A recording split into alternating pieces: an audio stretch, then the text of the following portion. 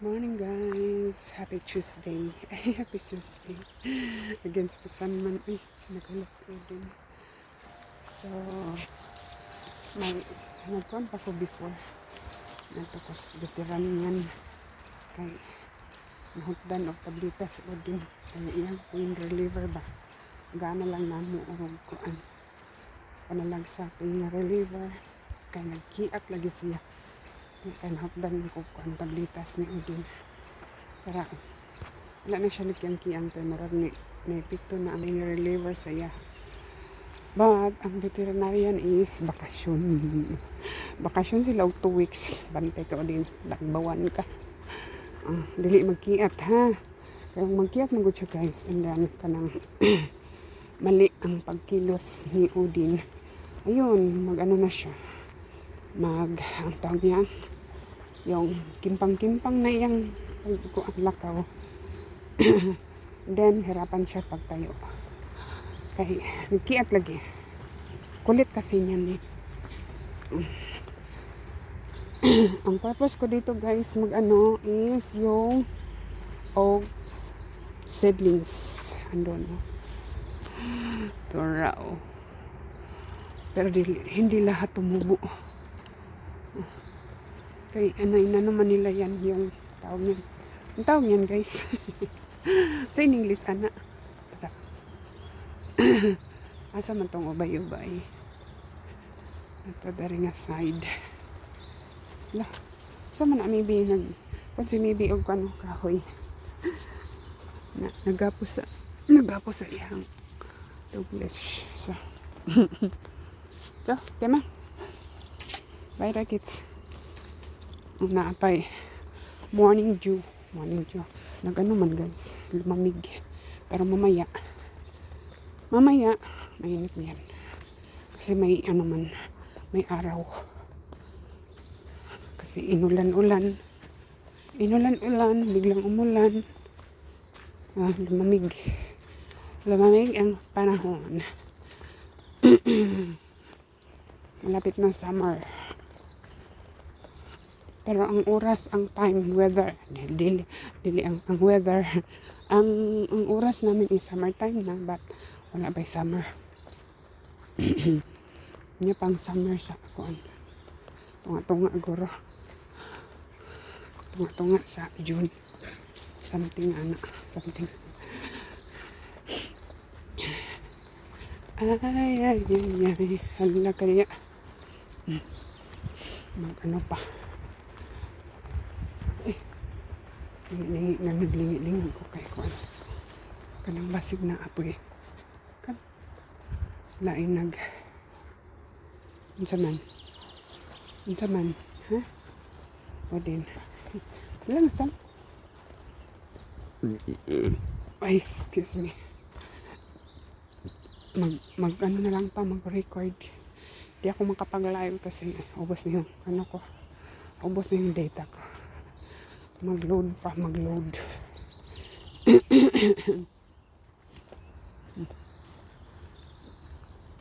Pangulat o din. Ako, medyo mahaba-haba yung Douglas. Nabaan ko. Ma-adjust man kasi ito guys. Kaya lang, nabaan ko. Kaya lang, hirapan ako pag merong ibang ano dito. Walking. Yeah. Pag merong ibang mag-walking, iksian ang kanalang tali. Yan. Kabilang lang hawak ko. Right, left pala. Left hand lang hawak ko. Ang ginamit ang paghawak kasi iwasan ko muna ang ating operasyon. Dapat alagaan. Kaya gihadlo ka sa kumbana. Siya di ka magamping ana. Na, abriho nag-utro. Sakit ra ba kayo? Katong inoperahan ako is pinatulog ako guys. Nagising ako tapos na.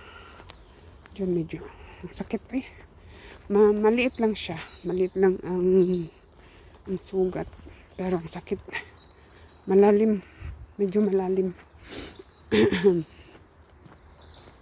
Pero ang ramdam ko na sakit guys, yung pag ano ng hilo ba, pagtanggal. Hindi man na nakalimutan gupitin nung assistant. Tapos hinila niya ay napasigaw talaga ako sa sakit.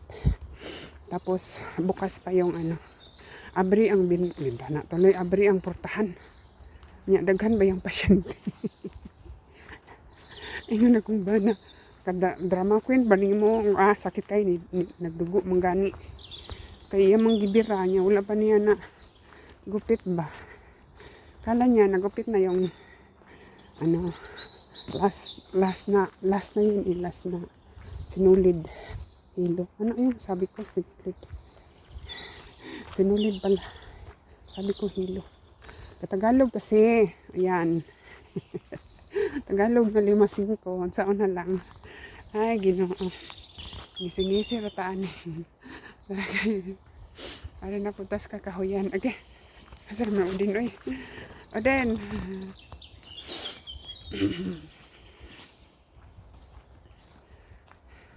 Pasensya na guys ha. Malikot ang ating But, meron palang itong cellphone ko. Stabilizer. Naka-on siya.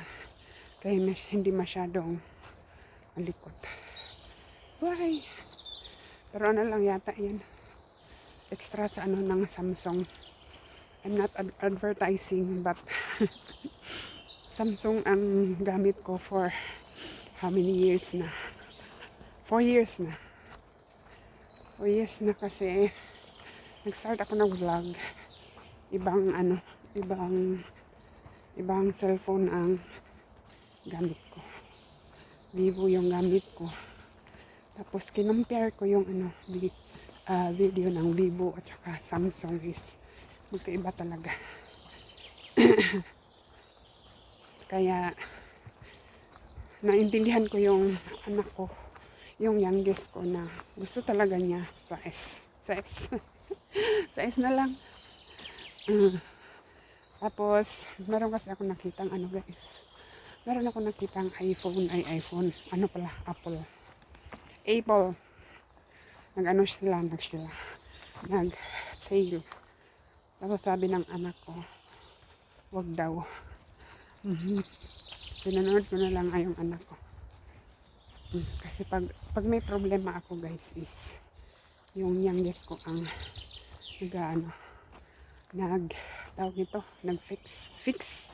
nag-fix ng aking problem about my phone. Ay, Odin, brat. Tara, nagpasibsib ko baka. Ang lalati di ay lating baka. Malain ang tiyan ni Odin. So, napansin ko rin guys, pag hindi kami makapag daily routine, magka-problema si Odin sa tiyan niya. Kaya, ingon ko sa akong bana. Libot sa akong to. And then, go back na kay mag-grocery pa. Yan, kuan ka ng tawag yan ang napansin ko. So every time nung naoperahan din ako, hindi nakapag daily routine na tanawa. But Odin, what? So it's good. Nasabod siya siyang Douglas. Kiyang laga. Ayan. Yan ang napansin ko pag hindi kami makapag lakad. Kahit man lang sa garden ba. Pero na na yung time na guys na nung bata pa si Odin ang likot niya. Ngayon, iba na kasi mabigat siya. Hindi na siya gaano naglalaro. Hindi kagaya ni Maybe na si Maybe hindi na rin madalas maglaro. Pero pag may bola sa tennis, yun. Pero na lang din yun. Isang beses ko lang ihagis yung bowl. Dalawa. Wala. Pagod na si Maybe. Kasi matanda na. Ano na si Maybe? 14? 14 years? 14 years na si Maybe. Si Udin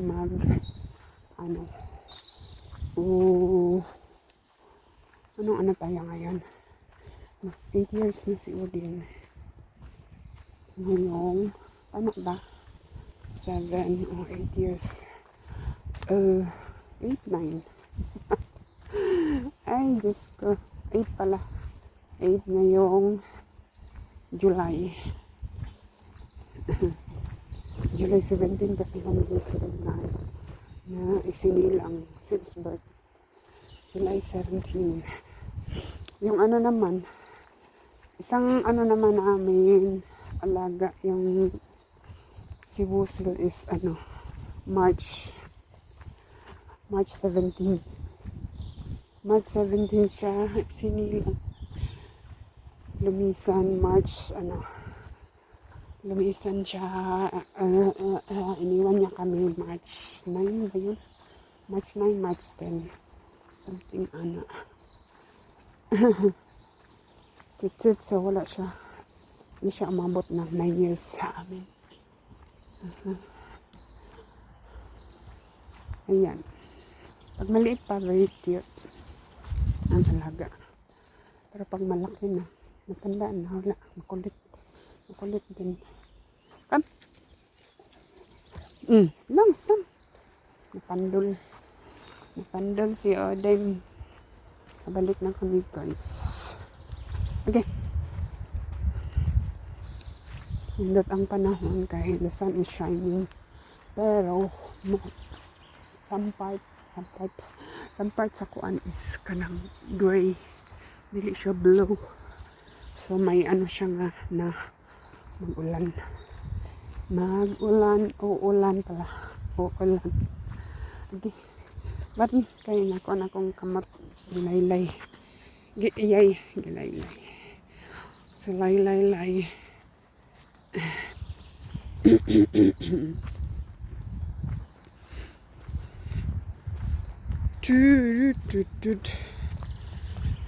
Gihangat na ko. So, manghanap ako guys. Mga grocery. Holiday kasi kahapon. May maraming tao ngayon. Basta before and after holiday. Daming tao. Daming mamimili. Dahil magre-ready. Baka magutuman. Ayan sila. Haba ng tali. So, ayan ako. Thank you for watching. Bye-bye.